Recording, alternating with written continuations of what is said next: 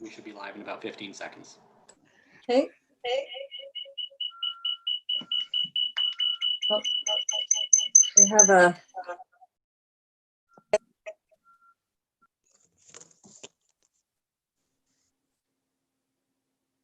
Are we ready? We're live. Okay, terrific. Welcome everyone to the Development and Operations Standing Committee meeting for June 8th. I see that it is 5 o'clock, actually about a minute after, so let's get started. I will call the Standing Committee to order. Today we acknowledge that this event is taking place on the traditional territory of the Indigenous peoples of Turtle Island, including the traditional lands of the Anishinaabe, Haudenosaunee, and Ojibwe peoples, and on lands connected with the Lake Simcoe Nottawasaga Treaty of 1818. This is the home of a diverse range of Indigenous peoples whom we recognize as contemporary stewards of the land and vital contributors of our society. And with that, we will adopt the agenda, moved by Mayor Saunderson and seconded by Deputy Mayor Hull, that the content of the Development and Operations Services Standing Committee agenda for June 8th be adopted as amended. And the amendment is to remove the deputation from the Georgian Triangle Humane Society re the Collingwood CAT program. Can I call the vote, please? That is all in favor, and that is unanimous. My apologies, I've got to dig out my cards. There, we're all set. Okay, so are there any declarations of pecuniary interest? Seeing none. Is there any business arising from the previous meeting? And none again.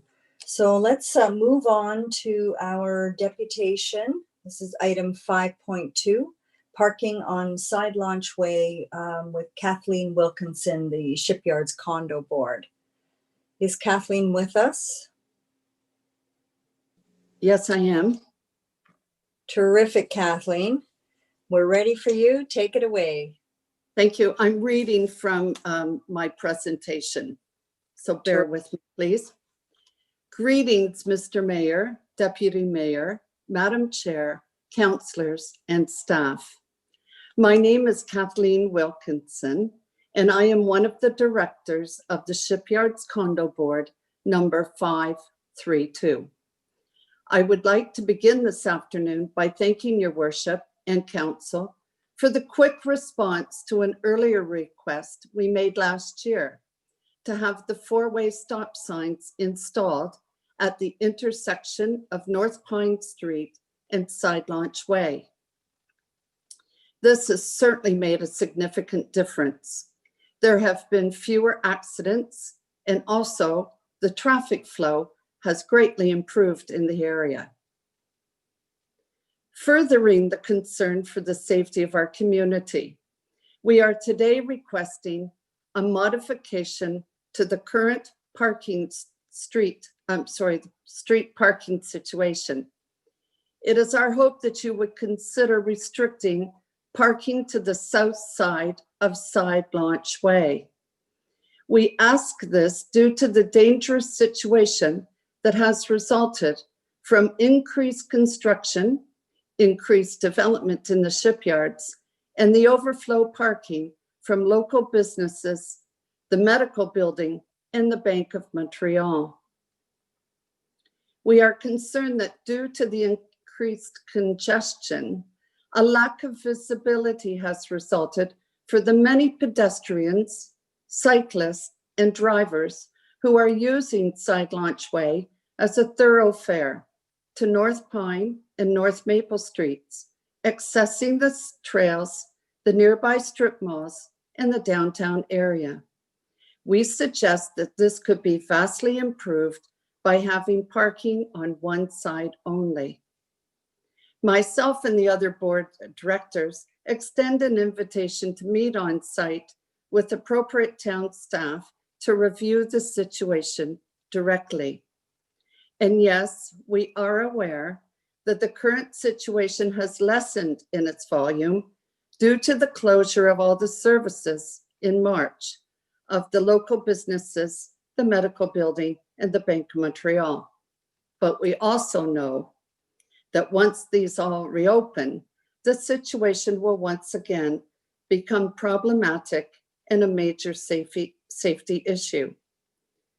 Our condo board appreciates the opportunity for me to present our request to you today, and we welcome your comments and questions. Thank you.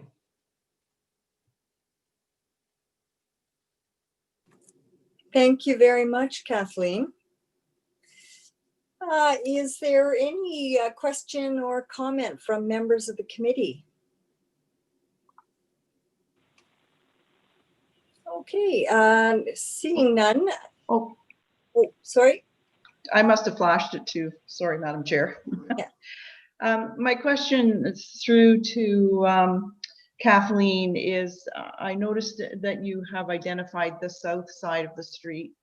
And I'm just wondering if you had any more information as to why that was determined, because I was a little worried about what would happen. It would create a lot more pedestrian crossing mid-streets if we had no parking on the south and everybody was parking on the north, but a lot of people are going to the businesses like Rexall and in that building and things, that it might create a pedestrian issue.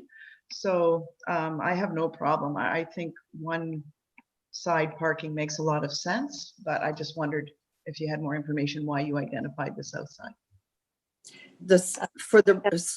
Sorry. No, go ahead. The south side was chosen because it is directly to the sidewalks, to the businesses. So perhaps we're looking at south side toward the medical center, the medical building in downtown. I misunderstood. Yeah. I'm sorry. Yeah. Through the chair, I thought that you meant that you wanted the parking on the north side and you were going to free up the south side. Okay, that makes sense. Thank you. Councillor Hamlin. Yes, thank you. Through you, Madam Chair, to Director Farr. I was wondering if there's been any study of the parking done in this area in the recent past, and if one has been done, has a shortage of parking been identified?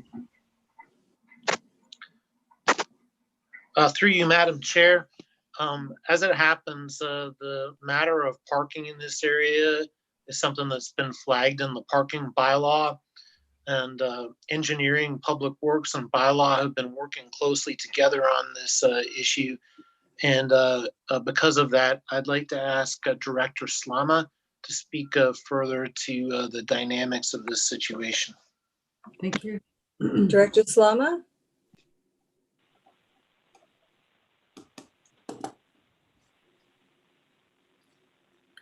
You're muted, Director Slama. Thank you. Sorry, my apologies. Through the chair to Councillor Hamlin, Director Farr is correct. This area has been noted by bylaw as an area where they have received concerns and complaints regarding parking on both sides of the road. And it is being reviewed as part of the parking bylaw amendments that bylaw are currently working on. The intention is, my understanding is the intention that bylaw will bring the amended parking bylaw to committee in July. And so you will be presenting some direction in regards to parking on Side Launchway in particular, as well as other locations through that bylaw amendment. If I could have a Thank follow-up, you. That's Madam great Chair. news. Councillor Hamlin? Yes, sorry, just a follow-up on that. So then, Director Slama, is it fair to say we don't need any particular resolution to give some effect to our deputant's request this evening? Because it sounds like what she and her condominium board are hoping for is exactly what you're doing? Through the chair to Councillor Hamlin, that is correct. It has been, it will be included in the parking bylaw amendment. So I don't think there's a need to present a resolution. Thank you so much. And Thank thank you. you to Ms. Wilkinson for her presentation. Thank you. Thank you for giving me the opportunity. And Deputy Mayor Hull, did you have a request to speak? I did thank you. And it's simply a quick question of clarification, piggybacking on the excellent question from Councillor Hamlin. I just wanted to clarify, Side Launch Way from Google runs from North Maple all the way east over to Heritage Drive. Has all of Side Launch Way been assumed by the municipality? And regardless, would the entire length of Side Launch Way be a part of that study that's being undertaken? Director Slama? Thank you. Through the chair to Deputy Mayor Hull. The entire length is being considered under the bylaw from Heritage to North Pine. And I don't believe that it is assumed yet. I would have to confirm that. Thank you. Thank you. Any other questions? Okay, well, I just will make the comment that I am down there on my bicycle quite frequently, and I certainly can see that there is a need for parking restriction and even some warning of the possibility of pedestrians crossing at that particular, or particularly right at the intersection of Hurontario Street and Side Launch. So I'm very, very glad to hear that that will be coming forward as part of the amended parking bylaw. Okay, and if there is nothing further then, we will move on to staff reports. And the first staff report we have is PW 2020-10, Advanced Purchase of a Replacement Loader. And I'll turn it over to Director Slama. Thank you, Chair Doherty. So this evening, Public Works is bringing forth this budget-related item. It is a request to advance the purchase of a replacement loader from the 2021 budget to our 2020 budget. It was recognized in 2019 when Public Works did an assessment of their equipment and vehicles, that the loader required replacement, and it was scheduled for 2021. Unfortunately, at the beginning of the year, the loader needed to be taken out of service due to safety reasons.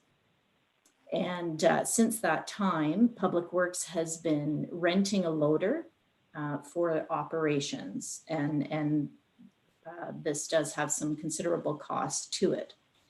In the staff report, we brought forth two options. The first option would be to continue to rent a loader until we reach the 2021 and then begin the procurement process of purchasing a replacement loader. And the expected delivery would be June 2021. So we would be continuing to rent a loader for approximately 1 year. And that would be over $80,000, which would need to come out of our operating budget, which was, of course, not accounted for in our operating budget. The second option we've presented is to move forward with the purchase of the replacement loader in 2020. Public Works would commence the procurement process as soon as we received council approval. And upon confirmation that we would be able to receive the replacement loader by November 2020, then we would cease renting the loader that we're using now. And because we feel we could make do for a short time with our other existing equipment for the uses that we need the loader for in the summertime. I wanted to note that we did consult finance with this consideration. The purchase of the replacement loader will come out of our Public Works Equipment Replacement Reserve, which has a balance of approximately 1.5 million. So although this is a large purchase with, equipment dollar-wise, a large purchase, there is sufficient funds in that reserve to move this forward. And based on that, staff are recommending that we go with option 2, which is moving forward with the purchase in 2020 in the hopes that, or in the plan that we would have it for winter operations. Thank you very much, Director Slama. Deputy Clerk, is there anyone in the gallery wishing to comment on this particular staff report? We have one person in the attendees list. If you're wishing to speak, can you please raise your hand? And they did not raise their hand, so I am assuming they do not want to speak to this item. Okay, thank you. Okay, committee, then I will read the motion. Moved by Councillor Jeffrey and seconded by Councillor Hamlin, that Council receive staff report PW 2020-10, advanced purchase replacement loader, and approve the purchase of a replacement loader to be funded from the Public Works Equipment Reserve. And the Council authorize staff to commence the procurement process of the replacement loader outlined in option 2 of the report. Committee, are there any questions? Mayor Saunderson.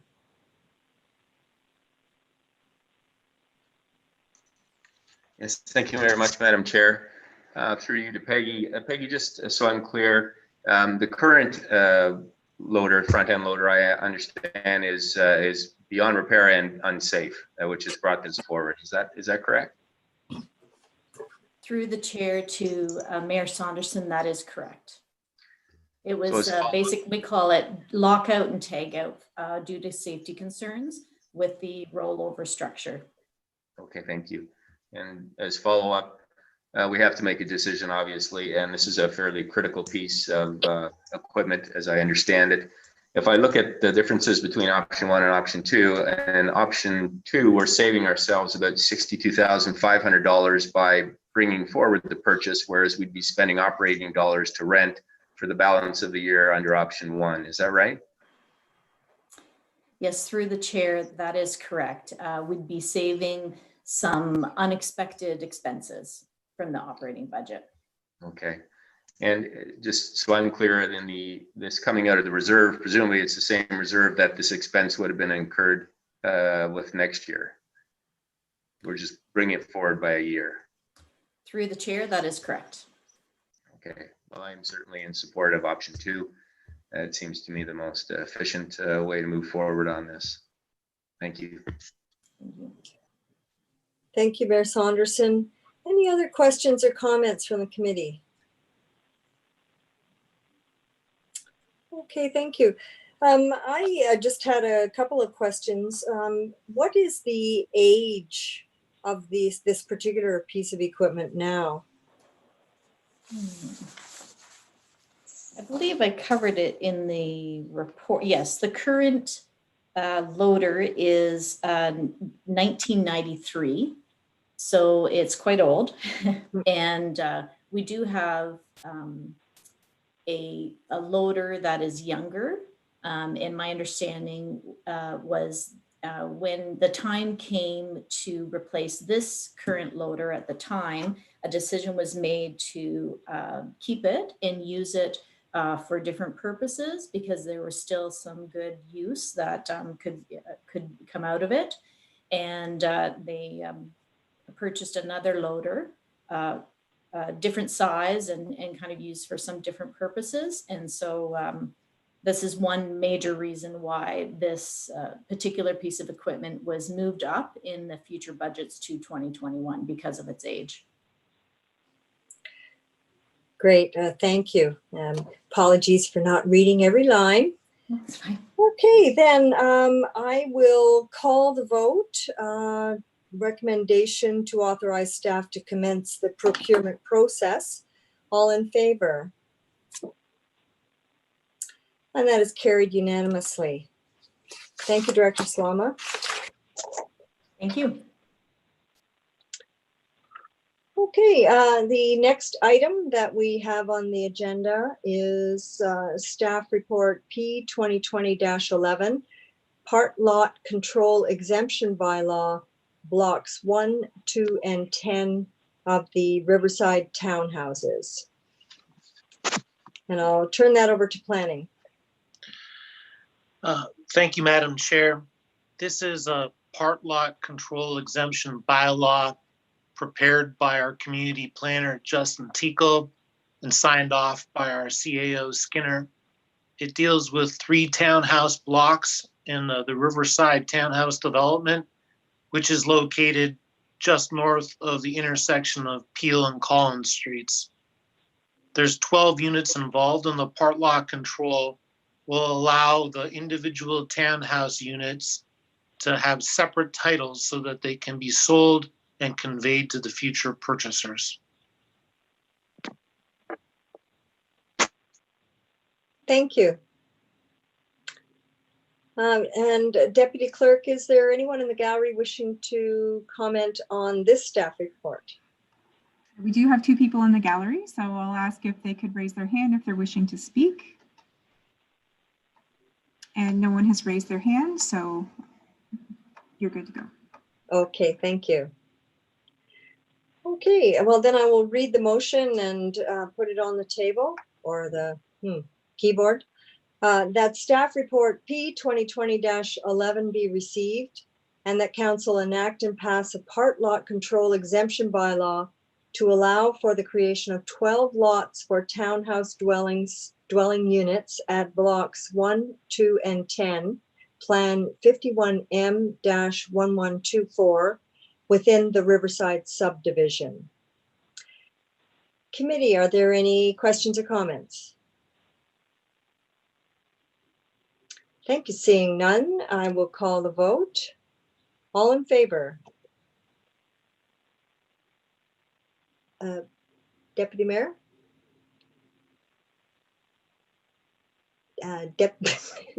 Deputy Mayor Hall? Tap, tap. I wonder if Keith is not, well, it looks like actually he's frozen there. I think you're right. Yeah. Okay. Maybe wait a little longer and see so we can continue with the vote.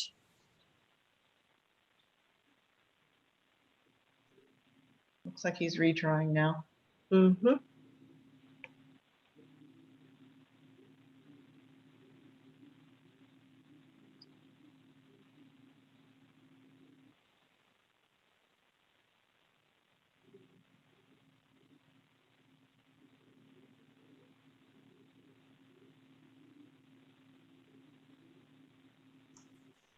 I think the deputy mayor needs to turn his air conditioning down. He keeps freezing. Okay.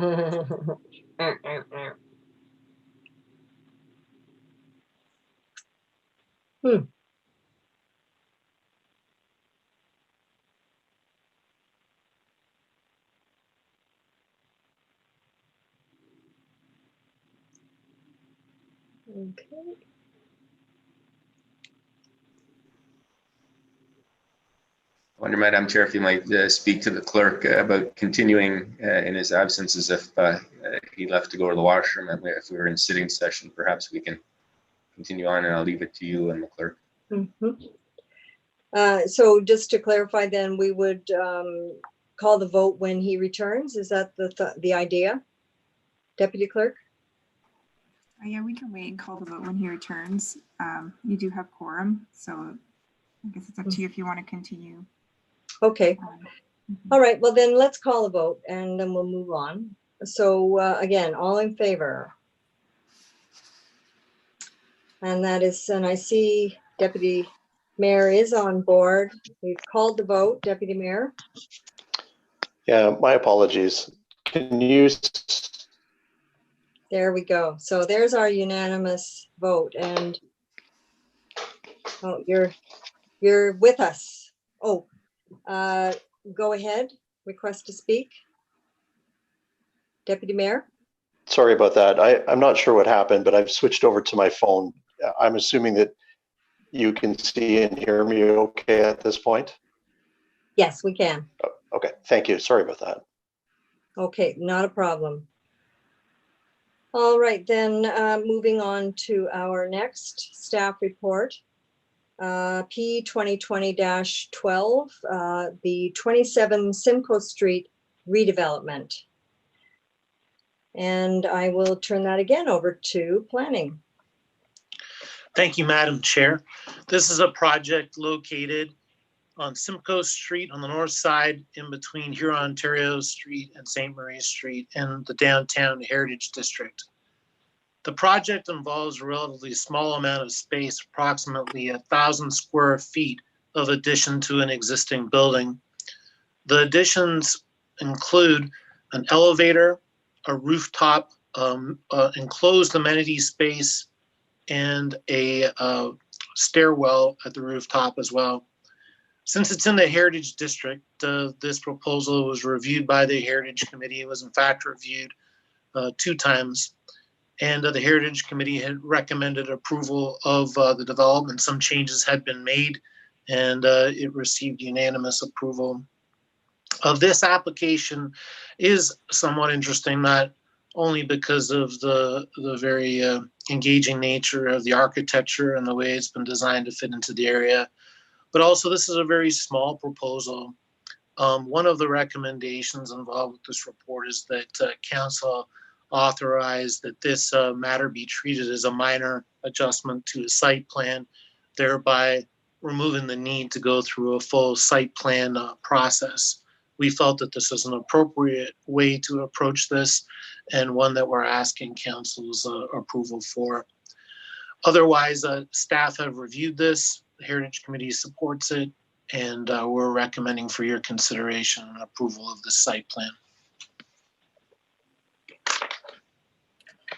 Thank you, Director Farr. Is there anyone in the gallery wishing to comment in regard to the staff report? Have some in attendance, so if they could please raise their hand if they're wishing to speak. And no one has raised their hand, so you're good to go. Okay, thank you. So I will read the motion for the committee, moved by Mayor Saunderson, seconded by Deputy Mayor Hull, that staff report P 2020-12 be received and that council approve the processing of the proposed redevelopment of 27 Simcoe Street as a minor adjustment to a site plan control agreement, and that council approve the site plan development drawings for the proposed property municipally addressed as 27 Simcoe Street, subject to the following conditions.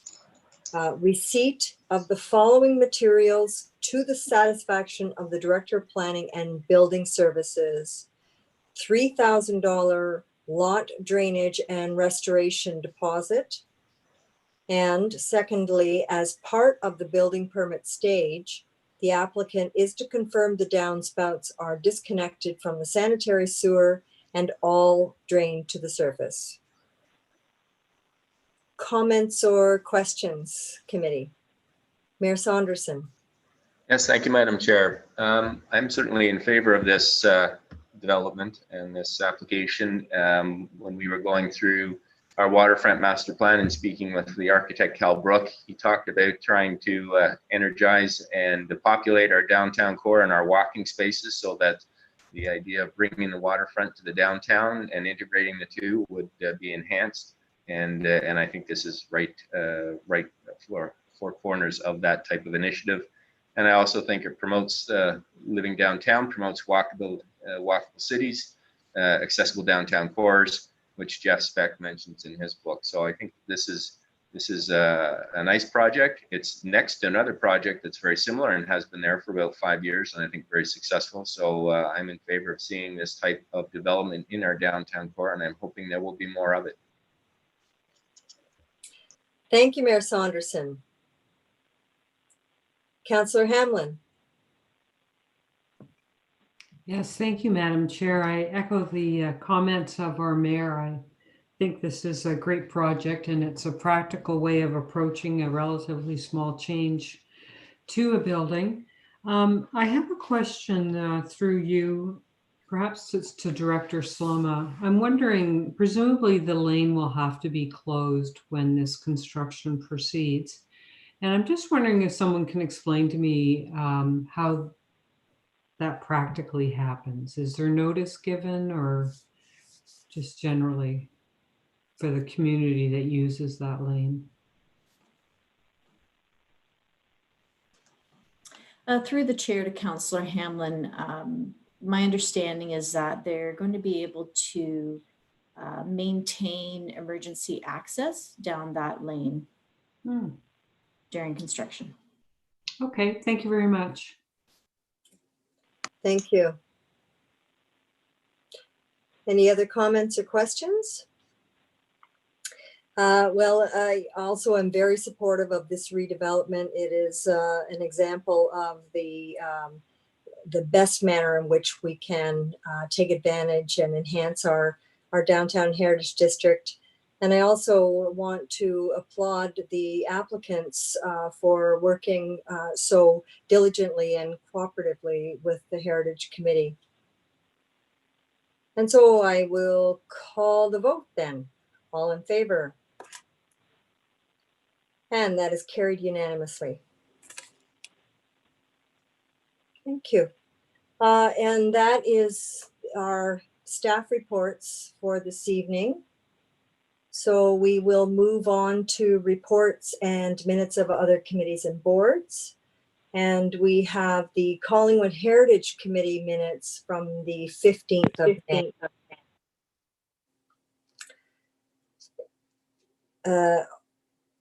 Are there any questions or comments from the gallery in regard to the minutes? If anyone participating in the gallery would like to raise their hand to comment on the Heritage Committee minutes, please do so now. And no one has raised their hand. Thank you. Questions or comments from the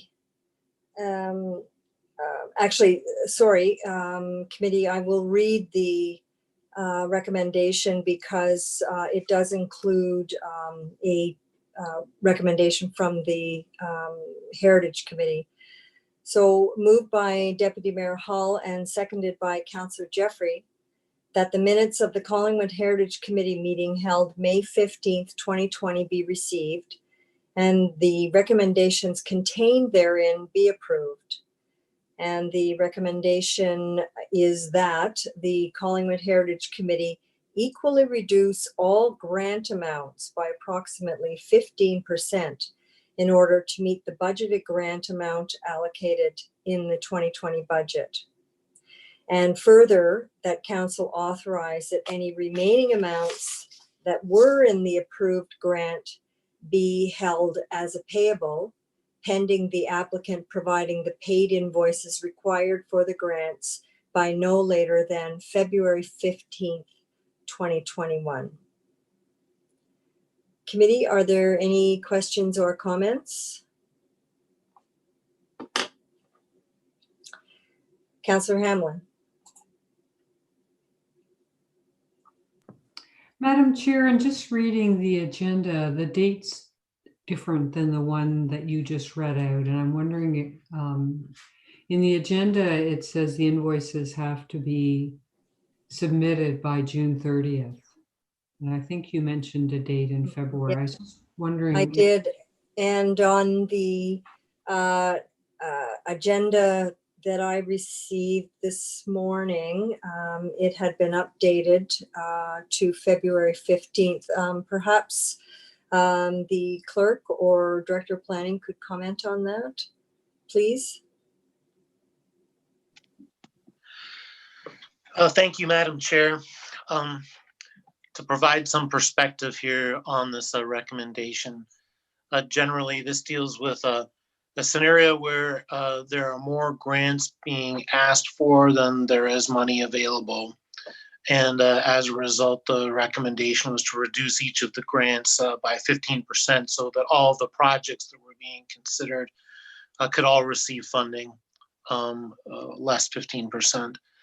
Additionally, the committee, in consideration of COVID-19, wanted to extend a timeline under which proponents could submit bills for the work that had been contemplated. In discussion with the treasurer this morning, it was agreed that to appropriately handle this, we should not be allowed an extension through to June, but rather the deadline for submitting invoices should be February 2021. The reason is that if you allow the overlap of funds beyond February, you start to get into the next budget year and you begin to create a complication of finances that requires special time-sensitive stopgap measures and financing that simply become complicated and may, in the review of the budget, result an actual drawdown on the 2021 program, leaving less funds for candidates who come forward with 2021 projects. So essentially what the revised recommendation is saying is we're good reducing the amount by 15% for each of the projects, but we cannot carry over those projects to the end of June. We want to see the money spent by February so that it doesn't create problems for the 2021 projects. Thank you for that clarification. Councillor Hamlin? Any Yes. other- Yes, no, thank you. That explains it perfectly, and I'm in support of the revisions as read out by you. Any other questions from the committee? Okay, I have a couple of questions. First of all, there were a number of applicants at that May 15th meeting who were requesting vinyl windows as opposed to wood in the Heritage District. And these were granted, which would be exceptional to our bylaw.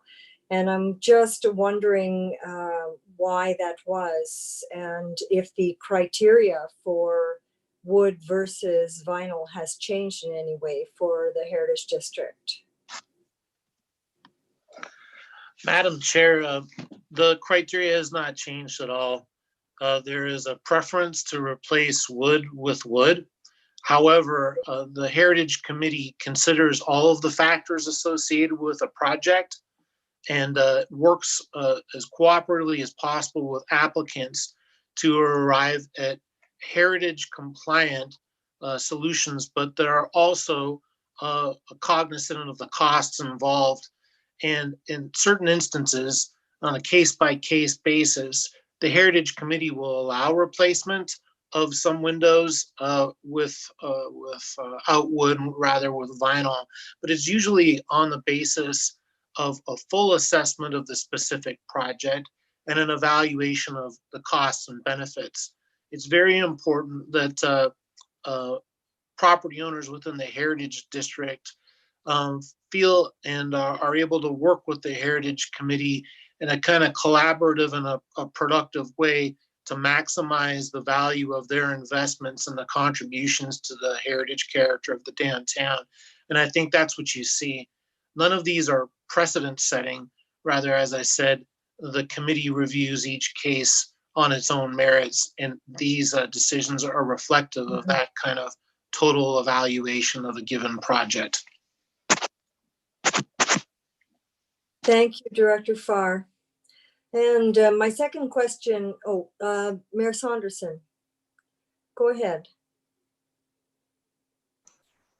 Thank you, Madam Clerk, or Madam Chair. I just wanted to commend the Heritage Committee for that progressive thinking, because I think in making sure that we respect our downtown core and heritage aspects, we also need to be mindful of the cost, and we don't want it to be a disincentive to our residents and the developers to making sure that these buildings are brought forward and maximized in their usage. The best thing is keeping them active. And so I'm happy to see that there's that kind of interaction and assessment that's going on. Thank you. Thank you, Mayor Saunderson. I have another question actually in regard to this report, and it has to do with the budget for grants for 2020. And I'm trying to understand, there was one applicant from 2019 who was late submitting their invoices for 2019. And was the total budget for 2020 then reduced by the amount of invoice, or the number of invoices, or the value of invoices that were late in 2020? Am I interpreting that correctly, Director Farr? Madam Chair, I apologize, but that's a detail and a nuance that I just don't have the information available to respond to right now. Thank you. Perhaps this, we can follow up on this, you and I, because if it is the case that the entire budget has been reduced to all 2020 applicants because one 2019 applicant didn't get their invoices in on time, I have a concern about that.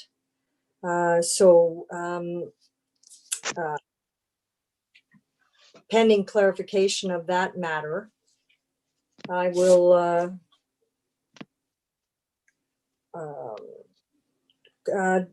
Deputy Clerk, the resolution included in this item did reference the reduction of the total budget for grants in 2020. And because of this question, should we peel that out or carry it forward for further clarification? Through the chair to the committee, you could sever them so you can vote to receive the minutes and then do the second part of the motion and defer the first part to the council, and then the treasurer can comment on those budgetary items. Okay, thank you.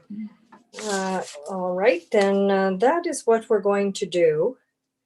So the first part of the motion is that the minutes of the Collingwood Heritage Committee meeting held May 15th, 2020 be received and be received. So I'll call the vote just on receiving the minutes for the Heritage Committee. All in favor? And that is carried unanimously.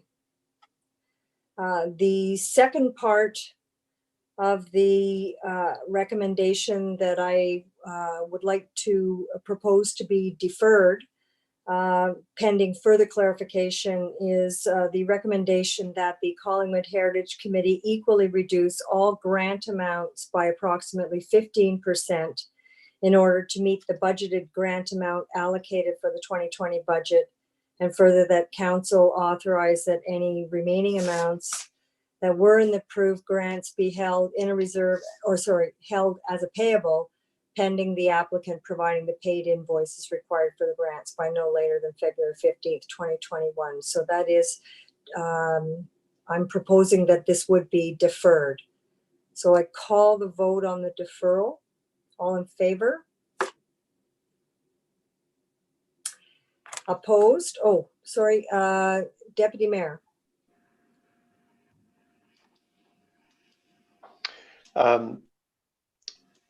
Thank you. I'm just wondering, Madam Chair, would there be an opportunity to move this forward with the understanding that staff would provide full counsel when this comes to a council meeting with the answer that you're looking for, simply so that this isn't referred back to staff to come back to a development meeting at a future time?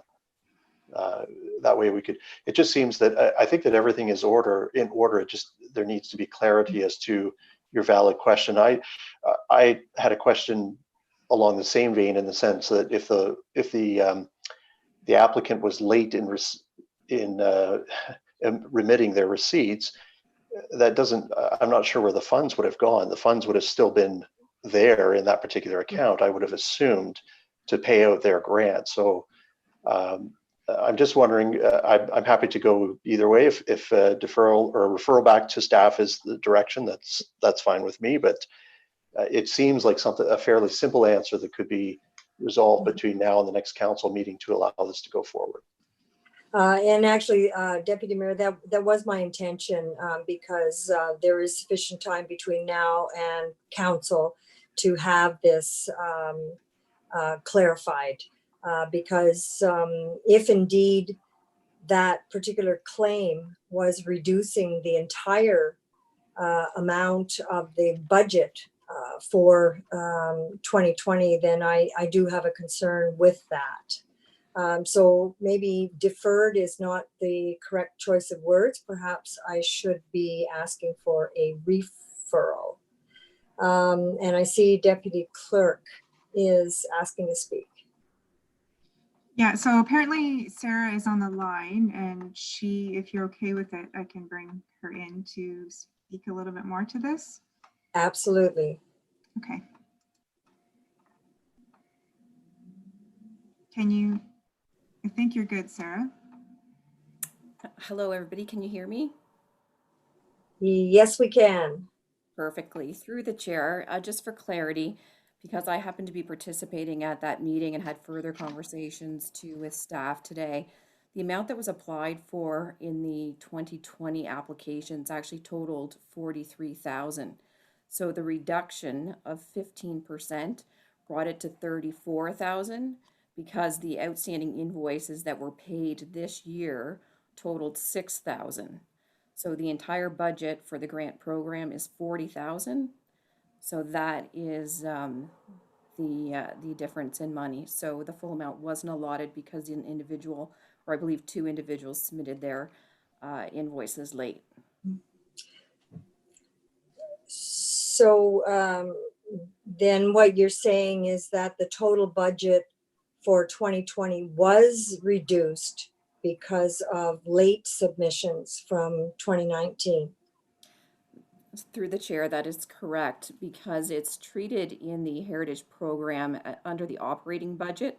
So once those monies aren't expended in the year that they are incurred, it goes to the bottom line in the final budget as an unspent amount.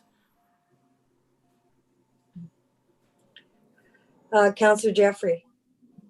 Thank you, Madam Chair. So through to Sarah. So staff or our treasurer for budgeting would not have anticipated those late invoices or had information that they were there, and that would be something that was just came up, or? Through the chair to Councillor Jeffrey, that is correct. And it's my understanding this has happened in previous years as well. So that is an item that the Heritage Committee and the Planning Services are going to be addressing in the following year. Again, through you, Madam Chair, I guess to Sarah as well, it doesn't make sense to penalize all the applicants for 2 people. I just don't know what their circumstances were, but I think we need a better process. Mayor Saunderson? Yes, thank you. And I guess I'm picking up on the Deputy Mayor's comments. It would seem to me if we're awarding in any given year a set amount of grants, those monies must be available. For example, in this year, we've said that we're only awarding 34, and that money should be in a pocket somewhere. And so that regardless of the timing of the claiming of the money, you would think it would still be there. So I'm not understanding why we carry forward a shortcoming. So I don't know if it's an accounting provision or if we can do something going forward that would prevent this problem. That seems to me there must be a way that we can address this so we don't continually penalize subsequent grant applicants. Thank you. Acting CAO Skinner. Thank you, Chair. Through you to the Mayor. It's quite common when someone is given a grant that they have a period of time within which to complete the work and then put the invoice forward. So while we wouldn't want to penalize someone who's been, given a fair amount of time to do the work, it wouldn't be unreasonable to say, for example, that you need to have that grant, that invoice in by February 15th or a certain date. The other piece is at the end of the year, there will be potentially grants that are awarded in 2020 that are not complete. So typically, you're managing, grants that come in at the beginning of the year and then grants that are not paid out at the end of the year. And most of the accounting has rules on it for accrual accounting. And I think some of the folks on the call might be quite familiar with that. And often the invoices that are attributed to a certain year are for work that is actually physically performed and the value created or delivered within that year. I'm not 100% positive of the rules that are applied to these grants. But I do think a reasonable deadline, which gives people time to contract for the work, have, for example, windows made and then submit their invoices, does make sense as opposed to sort of a forever commitment. Thank you, Chair. Good question. Thank you. Any other comments? Okay, well, I do agree with Councillor Jeffrey's comment that the current year's applicants should not be penalized because the previous year applicants weren't able to get their invoices in time. So I do believe that we need to have a look at how this particular grant program works for sure. I'm not sure whether this is something that we can do between now and our next council meeting. Perhaps I can get CAO Skinner or the deputy clerk to give us some direction there, because this is something that's going to have to be looked at in some detail, I think. I can put this motion on or for you to consider. We're just working on it. So you've received the minutes, so that's been done already. Yep. That the DNO Standing Committee requests staff to report back at the council meeting of June 22nd, 2020, to confirm if monies can be reallocated within the 2020 Heritage budget to ensure that the full 40,000 budgeted for 2020 grant applications can be attained, and that further that all grant receipts be advised that all grant monies shall be used in submission material be provided to the town by no later than February 15th of the following year to be eligible to receive their grant. So I think the idea behind that last one is that if you know that you're not going to be able to use the money, then you'd reapply for it again the following year. Okay, and so that keeps each year's budget intact. Okay. Yeah. All right, so I will then call the vote on the amended, severed motion. I would need a mover and seconder for that.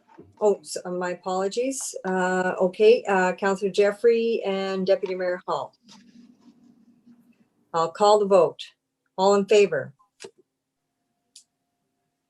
And that is carried unanimously for further staff comment. Very good, thank you.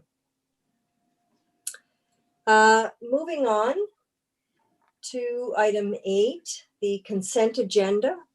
We have 2 items. We have communication from the Township of Central Frontenac on rural residential construction. And 8.2 is a response from the Ministry of the Environment, Conservation and Parks regarding our motion conservation authorities.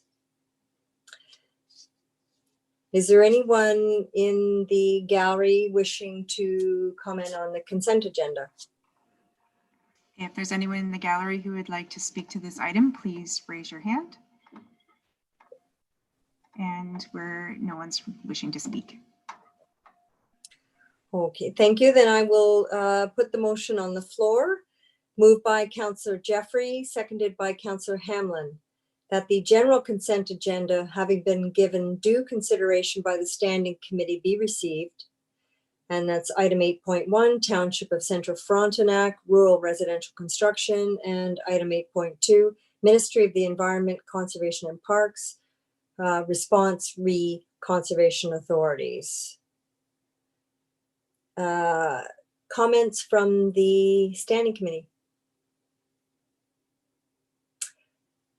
Seeing none, I'll call the vote. All in favor? And that is carried unanimously. Okay, moving on, item 9, departmental updates. Are there any departmental updates this evening? Deputy Mayor Hull.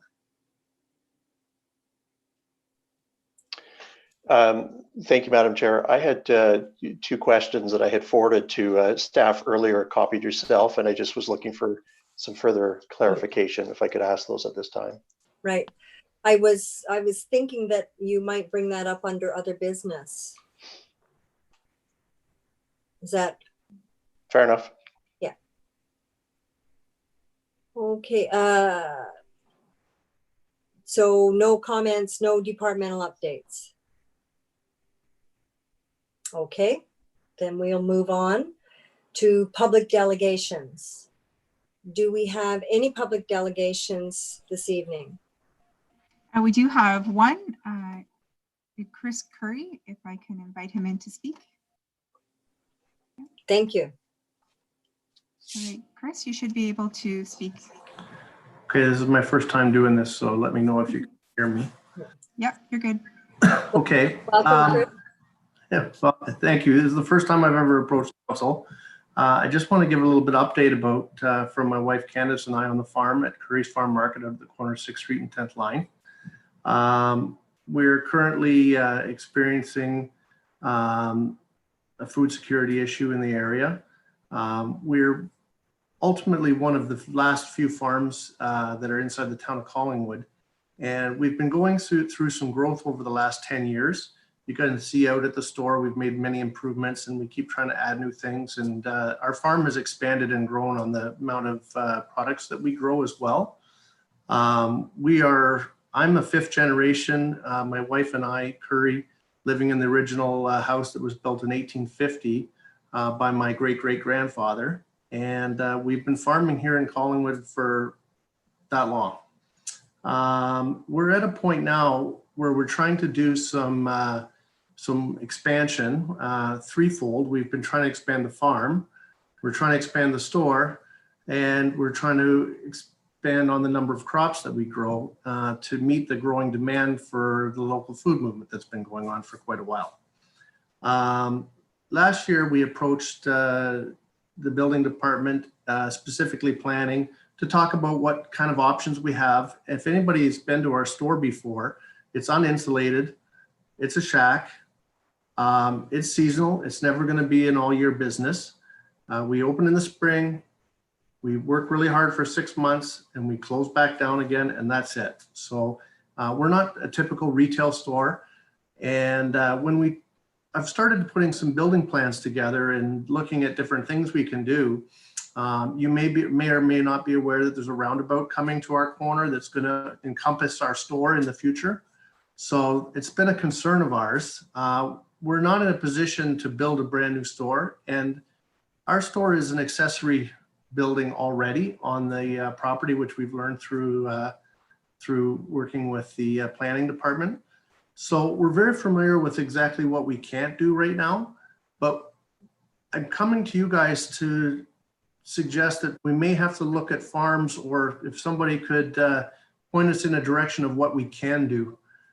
We need more space. We're working on storage containers in the back of the, behind the store in order to side skirt some of the planning and building issues that we aren't able to qualify for, I guess.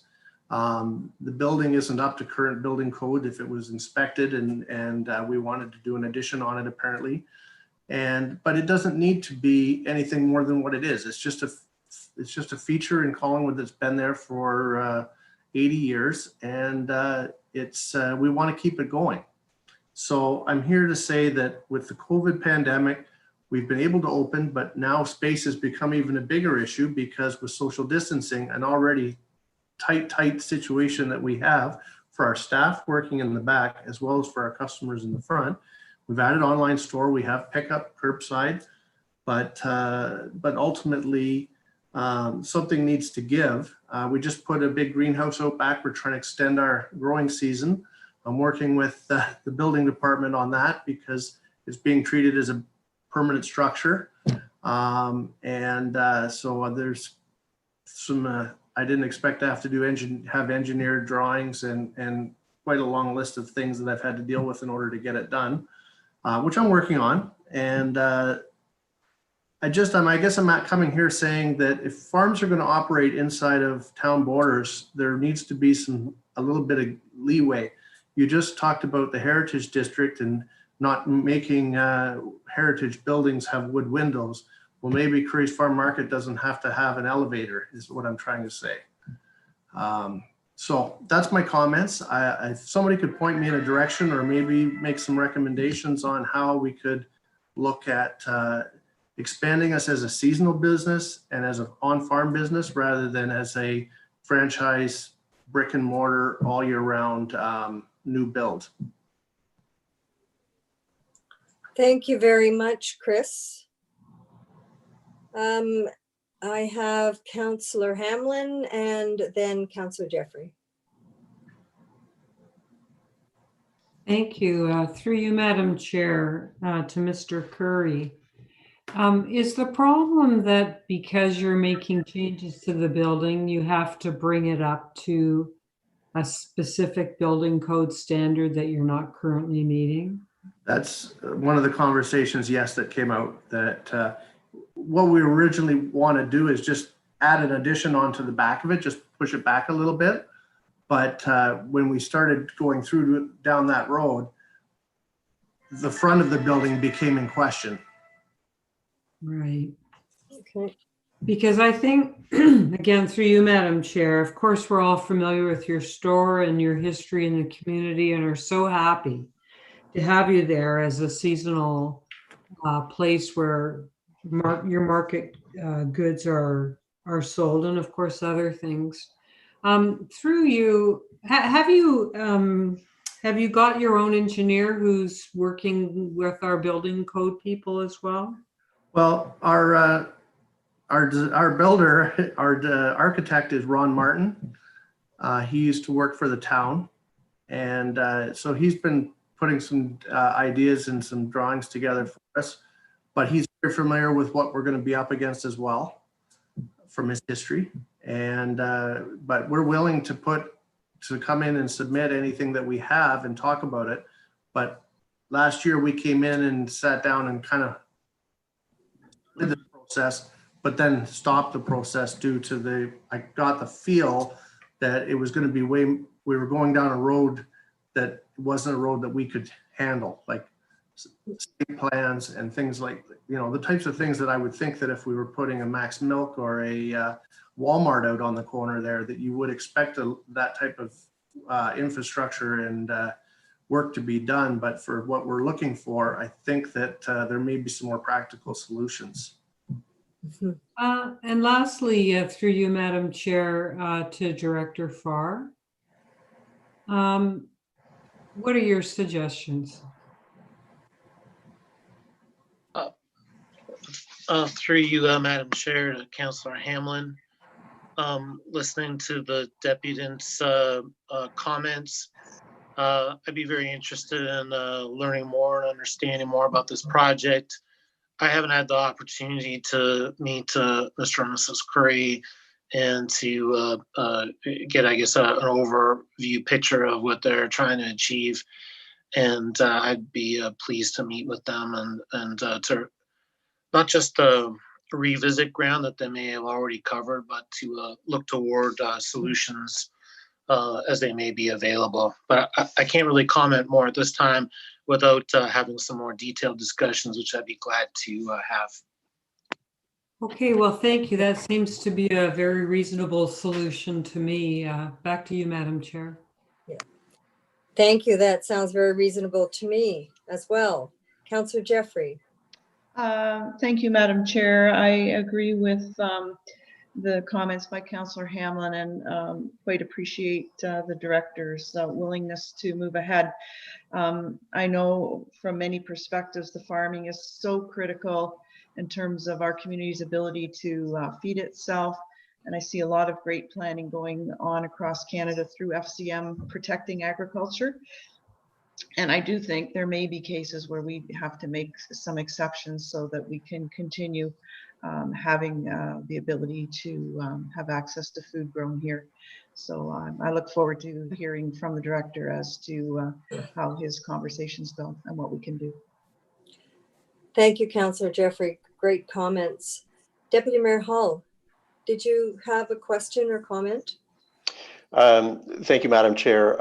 I did, but it's redundant to the first two members. And so I'll simply thank Mr. Curry for his deputation and leave it at that.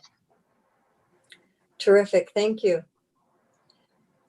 Okay, Mr. Curry, then I think we have a direction for you. Yep, I'll definitely reach out. Thank you. Okay, that's wonderful. Thank you so much for coming. Thank you very much. This is how we resolve, we talk.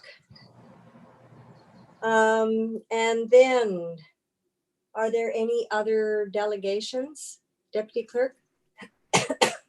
No, there's no one else in the audience tonight. Thank you. Okay, then let's move on to item 11, other business. Deputy Mayor. Thank you, Madam Chair. In my enthusiasm, I jumped the gun there a bit earlier. I do have two questions, and I did have an opportunity to circulate them earlier today and copy yourself. Just fairly straightforward, looking for an update. So the first is to Director Farr. It relates to the official plan.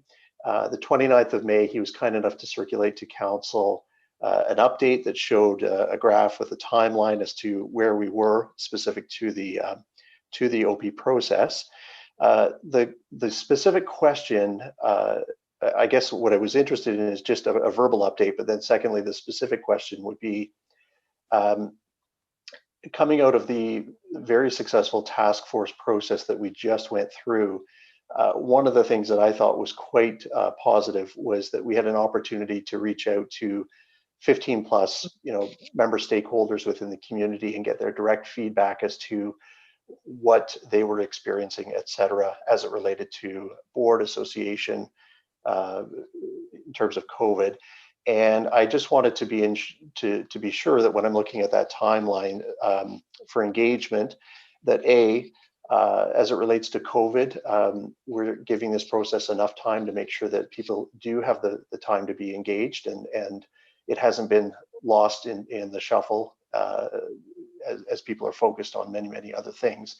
And secondly, I just wanted to be sure that organizations within our community that are stakeholders do have an opportunity to be engaged, perhaps maybe independent of just a general survey or the engage format. And I'm thinking of groups like the Development Institute, the Real Estate Board, and for disclosure, that is an association that I'm a member of. And I'll leave it at that. Thank you very much, Deputy Mayor Hall. Director Farr, do you have some comments or response to that?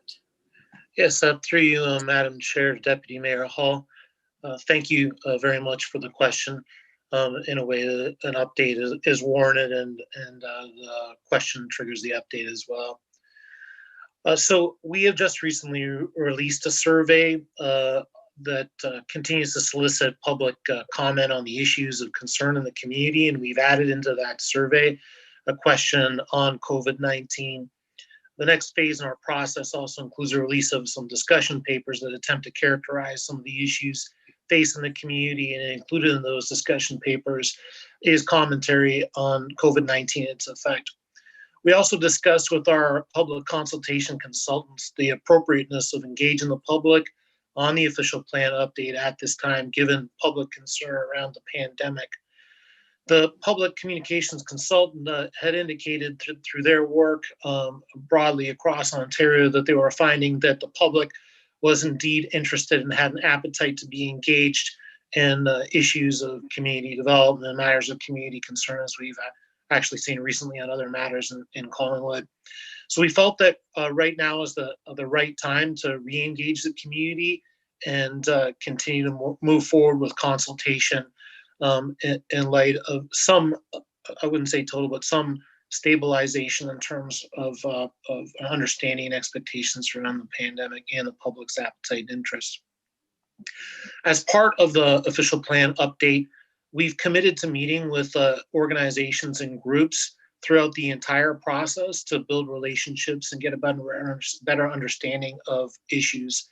The discussion papers are a key point in the process where we expect individual interest groups, property owners, community groups to review the emerging thinking that's coming from the work of our consultants and to begin to participate more intensively in the process. Our town planning staff will be meeting with and soliciting different organizations who may wish to have presentations and small group discussions. I need to note that after the discussion paper phase, we enter the directions phase. And it's really the directions phase where options to respond to the issues in the community begin to form up. And we will start to see interest groups have crystallized opinions about which direction they think is appropriate for this project to go. Our staff are ready and we'll be consulting with them up to that point. But we're also planning more intensive public engagement around the release of the directions paper. So I can assure you that that the mechanisms are in place, and we are conscious of just how successful the Economic Development Task or the Economic Recovery Task Force was, and we'll be taking some notes from the successes there and working to incorporate them where possible. Very good. Thank you, Director Farr. Deputy Mayor Hull. Thank you. I appreciate that response and appreciate the document that was sent out on the 29th to council with that timeline. Unless anybody else on council had a comment or question specific to that, could I ask my follow-up to, or my next question to Director Slama? Committee, any comments? Okay, fire away, Deputy Mayor. Thank you. So again, in the just to be transparent, this was a question that was posed to me by a resident specific to Napier Street, the section of Napier that is south off of Hume, between Hume and Dillon, and I live on or in a home adjacent to Napier. This section of road is slated, and the work's already started to be torn up and services below the ground replaced, et cetera, this summer. So the question, and I know that Councillor McLeod has been asked on a couple of occasions by another constituent or two at the north end of the street, is just what is the timeline? What is an anticipated completion date? And with being fully aware of the fact that things are fluid, given the fact that we're dealing with COVID, et cetera. Very good. Director Slama? Thank you. Through the chair to Deputy Mayor Hall. Yes, the Napier Street sanitary main replacement, water main replacement, road reconstruction project will be moving ahead. We have secured a contractor, and residents will see the contractor mobilizing onto the site in this week and next week, and starting to begin their utility locates.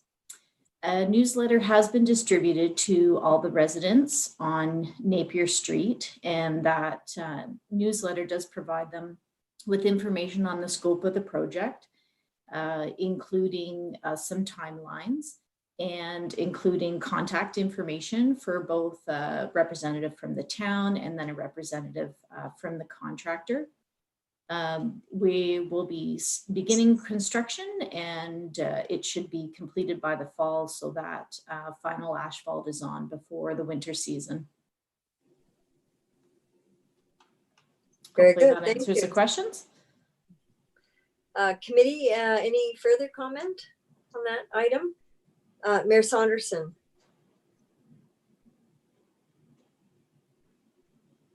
It does not relate to that item. No, thank you. Okay. But I do have another matter. Okay. Okay, then I will turn back you to Deputy Mayor. Any further comment or any other questions? My only question is just to clarify, notification was provided to owners on Napier. I'm just wondering if adjacent streets, Godden and Dillon in particular, should be notified, simply because Minnesota, Napier, and Peel are 3 primary exit points for this neighborhood. Director Slama? Yeah, through the chair. I can only confirm that residents on Napier Street received the newsletter, but I can certainly provide that recommendation to our project manager, and he can have some discussions with the contractor about providing some additional notification to the residents on Dillon. I don't think anyone on Dillon was notified, and if you're there, you would know, but yeah, we can consider that. Thank you, Director Slama. And anything further, Deputy Mayor? No, thank you to both directors. Okay. Thank you. Mayor Saunderson. Yes, thank you, Madam Chair. I have a request through you to CAO Skinner or Director Slama. We had our first Pride Festival scheduled for this summer, and there had been a number of requests about creating a Pride sidewalk, and that event will not be happening, unfortunately. But we know we have a community that feels very strongly about exclusion and anti-discrimination, as we saw today with that powerful rally. And I'm hoping that we could, if I could ask through you to staff, that we look at possible locations for a Pride sidewalk in Collingwood, or Pride crossing, sorry, or other way to recognize through the rainbow flag, so that moving forward, we'll be ready for next year's Pride Festival when it happens. Thank you, Mayor Saunderson. Director Slama, any response? Yes, I can provide some comments. So certainly, if council or committee and council are interested, staff can look at the opportunity of providing a Pride crosswalk at some locations in town. My thoughts would be that we'd want to consider some good locations and present some locations for consideration. And then as well, we would provide a breakdown of the costs associated with that. So that could be considered for council. And maybe Director Skinner has any comments on a broader perspective. Very good. Director Skinner, or Acting CAO Skinner, sorry. Thank you very much, Chair, and through you to the Mayor. Yes, I think as staff, we're very supportive of diversity and inclusion, and we got quite a view into some of the community's thoughts on this today. And we'd be pleased to bring back either crosswalk or other options, and upon direction of the standing committee that they're interested in that, and pending the comments from the clerk of the committee on the proper procedure upon which to go forward. This is something that we're interested in doing, and absolutely is supported by the strategic plan that was approved on June 3rd. Thank you. Deputy Clerk, any comment on process? If it's full direction to council, then you'll need a recommendation to move forward with it. My other comment was that we did receive a request for proclamation and flag raising, so we hope to have the flag at the library this week sometime. Therefore, Mayor Saunderson, did you want to put forward a recommendation then for the committee to vote on? Yes, I would ask, and I look for a seconder, that we make a recommendation that go forward to council, that we request staff to investigate putting in a rainbow crosswalk or other feature to recognize diversity in our community. Very good. And Councillor Jeffrey, are you seconding? You are. All right, then let me call the vote on that direction. All in favor? And that is carried unanimously. Thank you, committee. Someone else, I think I had Councillor Jeffrey first, then Councillor Hamlin, then Deputy Mayor Hull. Thank you, Madam Chair. Just by way of an update with respect to the Prime Minister's announcement on Friday of the 14 billion. It wasn't exactly where FCM is asking for, but we were excited because it's been the federal government's clearest commitment yet in terms of working with provinces and territories in helping with the safe recovery and opening up of our communities. So I think that it follows that we need the emergency funding that's going to underpin a lot of the projects that we look at in terms of development and operations, and that it bodes well for us going forward, that the federal government would be willing to avoid the jurisdictional wrangling and get us some money sooner than later. Because I noticed in something that came out either today or late last week that our shortfall is now around $240,000 for 2020. We need that emergency funding sooner than later. Thank you, Councillor Jeffrey. Councillor Hamlin. Yeah, thank you, Madam Chair. I will have a question for an update for Director Farr. One of the reports that your department's working on is on the infill housing rules, and I was hoping you could give us an update today on when we might expect a report on that topic. I've had a number of residents over the last few months ask me this specific question. Thank you. Thank you. And Director Farr. Through you, Madam Chair, Councillor Hamlin. We're working on that report right now. We are targeting the council meeting in July. Failing that, but we are targeting a council meeting in July. Failing that, we'd be coming to council in September. I have a reasonable degree of confidence we'll be able to make it to July. That report involves scoping the extent of the local issue as it relates to infill development. It also involves the review of what other communities have done. And I know that there's a particular interest among some residents in the work that's been done in Ancaster, and that forms part of the body of studies that we are reviewing. And incidentally, through the official plan update, we're beginning to see some themes and issues emerge around what the future might look like in mature neighborhoods across the community. And that will be also helpful in scoping options for committee's consideration and recommendations to council. Very good. That was very helpful. Thank you, Councillor Hamlin. Deputy Mayor, did you have another item? I did, but I will defer and ask it at a later time. Thank you. Thank you.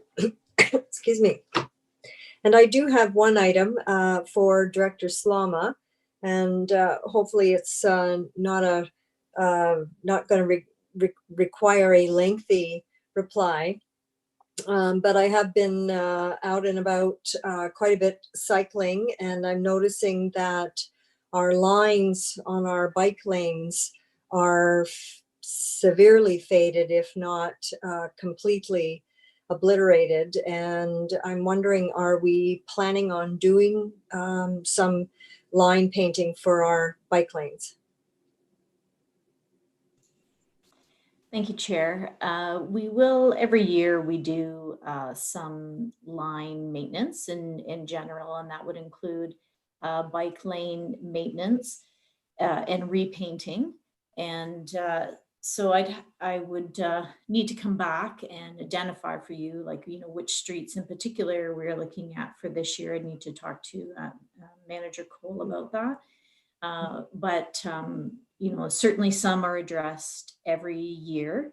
And there is an issue with some of the paint that was applied to the road, and it doesn't have the same durability. And I believe now that we use a different, more durable paint on our roads to hopefully avoid, constant repaving. But what you've noticed is I appreciate what you have noticed, and I will have a discussion with staff about it. Great. Yeah, and I have definitely noticed over the years some deterioration, and it may be, as you say, because of some requirements relative to the paint compounds that we use. Just as an anecdotal comment, I was cycling on Grey Road 19 on the weekend, and I'm pretty sure that the lines on those lanes were done over a year ago, and the paint is still really clear. It has really held up, and I'm wondering if Grey County are using something different, if we can maybe take a page out of their book. I wonder if that's something that Manager Cole could follow up on. Yes, certainly. I think that is something we could follow up on and just educate ourselves, right, and know what they're using, especially if you find it's holding up well. Yeah, great. Okay, Councillor Hamlin. I'm so glad that you raised that issue, Madam Chair, because I would just like to also add, and through you to Director Slama, it's not just the bike lanes right now that need to be repainted. Virtually all of the lines on all of the streets in the community are faded. And so I'm hoping that your staff can have a look at all of those issues. I find it particularly troublesome seeing the, I'll say, visitor crowd starting to come back to Collingwood. And in some places, those lines matter, right? Anyway, I won't go any further. But I'm just hoping that could be sped up, that review and the painting. I would also ask for if you could consider having a schedule made up, because I find, for the number of years now I've been paying attention, it's only after the paint's totally faded and been removed from the roads that the lines are painted. And so what I'm asking is if staff could have a look and see if a schedule could be set up so that they're repainted before the lines are gone. But those are my comments. Thank you. Thank you, Councillor Hamlin.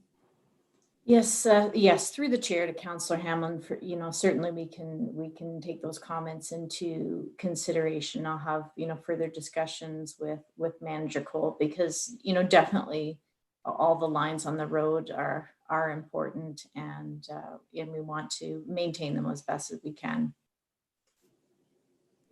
Thank you Very much. good. Okay, so if there is nothing further for the goodness of the committee, I have a motion to adjourn.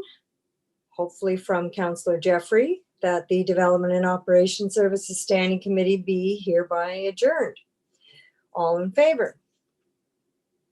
And that is carried unanimously. Have a great evening. Thank you very much, everyone.